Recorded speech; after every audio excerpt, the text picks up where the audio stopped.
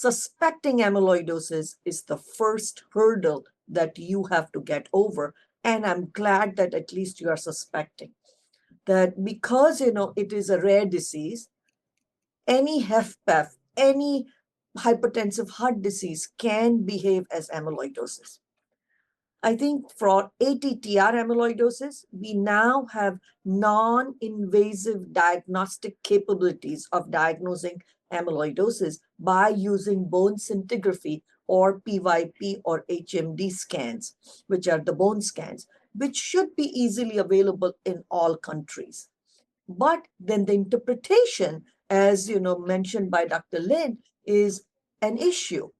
American Society of Nuclear Cardiology has done many, many webinars, many position statements to really diagnose or to teach the nuclear radiologists, nuclear cardiologists to interpret the results of this bone scintigraphy, particularly for diagnosis of ATTR amyloidosis. I think that immunofixation, once, I think unfortunately AL amyloidosis does require a tissue diagnosis, subjecting it to Congo red staining to be able to really diagnose it.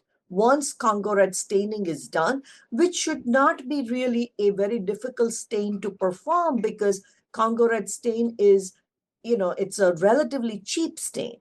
So the pathologist should be able to do it. I think the challenge is, what are the surrogate sites of biopsy, or the surrogate biopsy sites that can diagnose amyloidosis?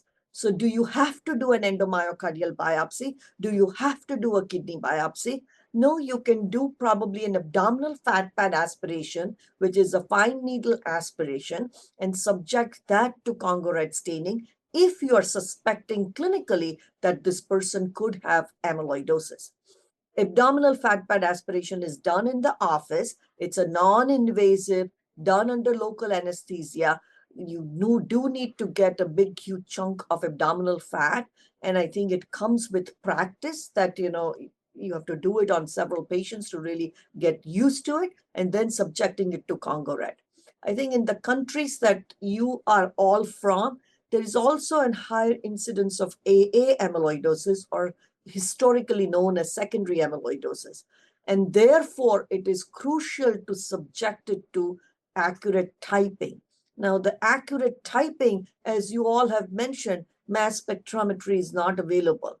Immunohistochemistry is not very reliable. Immunohistochemistry is easy to do, but it's not really reliable, specifically in 2/3 of patients with AL amyloidosis, because there's a lot of background staining. The commercially available antibodies are not really, it's available only to kappa, lambda, and TTR. And again, you need pathology expertise to really do that. Even at my institution at Boston University Amyloidosis Center, we don't have mass spectrometry for accurate amyloid typing. So we do have a contract with Mayo Clinic Laboratories, and we send our specimens to Mayo Clinic Laboratories. I think what I have suggested to physicians in India, because that is where I am originally from, that they could have developed a contract with Mayo Clinic Laboratories for specific cases, for challenging cases.